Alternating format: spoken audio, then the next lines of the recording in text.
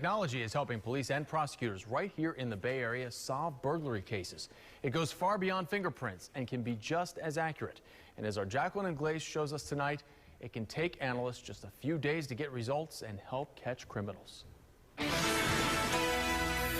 They accessed this hallway here through the ceiling tile and came down the other ceiling tile. For 6 months, it puzzled Pastor Mason Dorsey as to who broke into a St. Pete church and stole cash.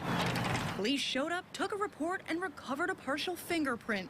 Only the fingerprint proved worthless. I'm thinking there's not a whole lot of hope for this one. Detectives also found the screwdriver they believe the thief used to pry open this filing cabinet. Still locked, too.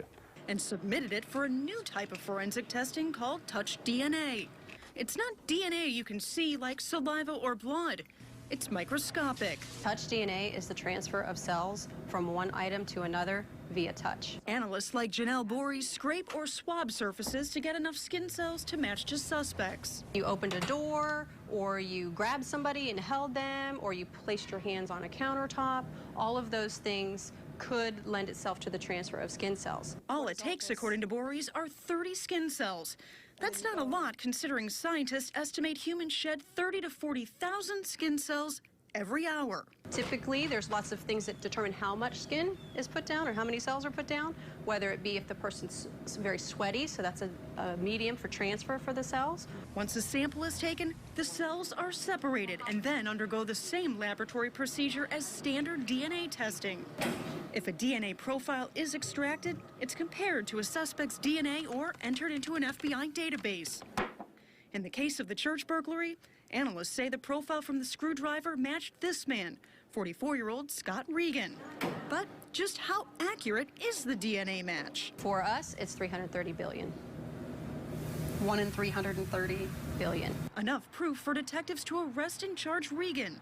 The touch DNA also linked him to 4 other church burglaries in the Bay Area. He is actually the poster child for touch DNA. The concept has been around for nearly a decade, but the forensic method has only been offered at the Pinellas County Crime Lab for the past 3 years. In that time, Major Mike Kovacic with the St. Pete Police Department says it's helped solve 38% of burglary cases. Once you get into the extraction process... Now, lab analysts say nearly 90% of the cases that come through the crime lab have one piece of evidence collected in an attempt to obtain touch DNA. For us, it's given us another tool to utilize, and those cases prior to August 2010 would never been solved. Bringing closure to dozens of victims, and in Pastor Dorsey's case, it's at least giving him a day in court. To identify the person to us was a big relief and pretty impressive. Scott Regan is awaiting trial and is facing 9 counts of burglary. As for touch DNA, detectives say it's now being used to investigate violent crimes throughout the Bay Area and even in a recent arson case. I'm Jacqueline Ingles, ABC Action News. Around 10 o'clock on Monday night, officers were called about 2 suspects breaking into vehicles around the Walnut area. One suspect did get away, and the other fled several streets over. But the officers were able to keep an eye on them thanks to advanced technology. This is the North Little Rock Police Department. Come out with your hands up. It's what police officers call a valuable asset. It's just really changed some of the ways we can go after suspects. All it takes is a simple call to air traffic control. We shouldn't be up more than 15 minutes or so. And then it's liftoff. The North Little Rock Police Department has been using drones for 3 years. We try to deploy as often as we can.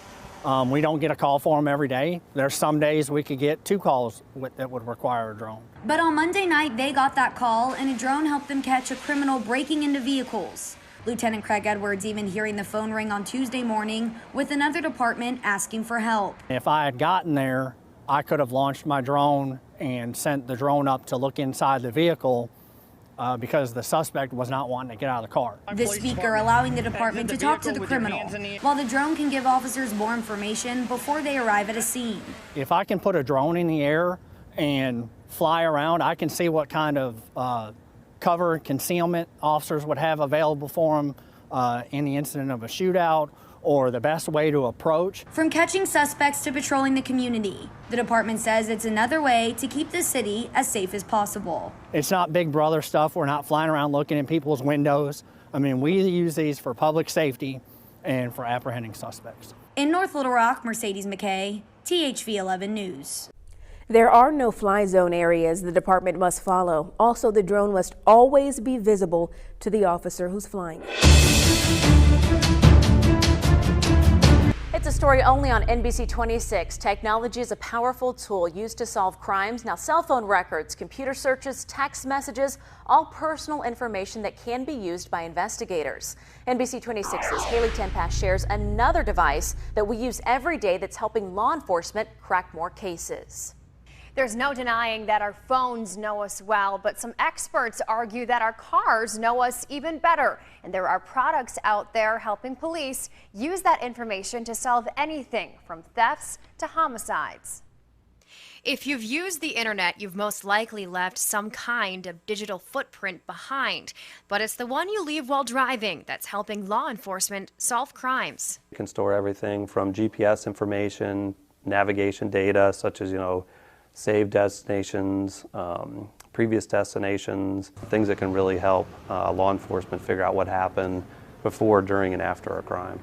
The Maryland company behind this tool, Burla Corporation, started out downloading data from external GPS systems. But as cars grew more advanced, so did their technology. What we found out was basically, GPS data is, present in modern day vehicles, but there's so much more data as well.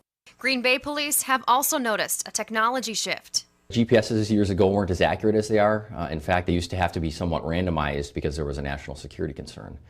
Now they're accurate to the foot or to within a couple feet, so they are tremendously accurate to find an item that we are tracking via GPS. They're using similar technology on multiple platforms. We use GPS in all of our squad cars so we can keep track of where our officers are. The other thing is that we do sometimes use it for cases where we're doing some post-crime analysis, whether it be a homicide type of a case or potentially a death or a fatal car accident. In most cases, law enforcement must obtain the proper permission or court order before using the technology. The first thing is we got to have the search warrant. There's obviously privacy concerns. They don't want police just running around putting a GPS on everybody's car just because we want to see where they're going. The Burla systems are becoming more technologically advanced every year with every new model. So, as we're adding modern day vehicles, 2010, 11, 12, those cars will be on the road until 2030, somewhere around there. So it's good that we're starting now, and beginning to build a really good base. And the longer those cars are on the road, the better, that we can support the law enforcement community. And Lemire adds Burla has thousands of law enforcement clients from local, state, federal, and even some international agencies. Green Bay police don't use the Burla technology, but they do rely on GPS and say it's just another helpful tool when it comes to solving crimes. Keeping you connected, Haley Tenpass, NBC 26.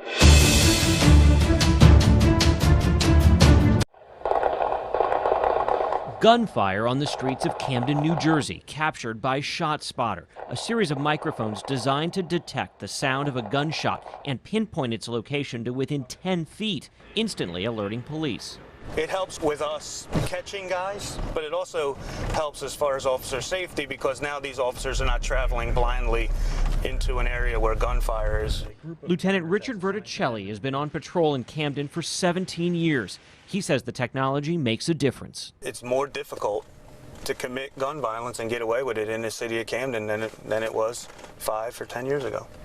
When Camden began using ShotSpotter, police discovered 38% of gunshots in one neighborhood were not being reported. 90% of the time, people don't call 911 when they hear gunshots. Again, particularly the most afflicted communities that hear it all the time. This is one of Camden's rougher neighborhoods. Police don't want to give away specific locations, but say the ShotSpotter microphones are inside buildings and on rooftops throughout these streets. The technology evolved from Cold War efforts to detect missiles. Police in 22 states are now using it. We've seen that response time go from anywhere over 9 minutes in many cases to as low as 30 seconds. That's a huge change. Absolutely. That's a game changer. Camden credits ShotSpotter, used with its crime cameras, as helping cut the number of shootings and homicides in half over the last 2 years. Chris Van Cleve, CBS News, Camden, New Jersey.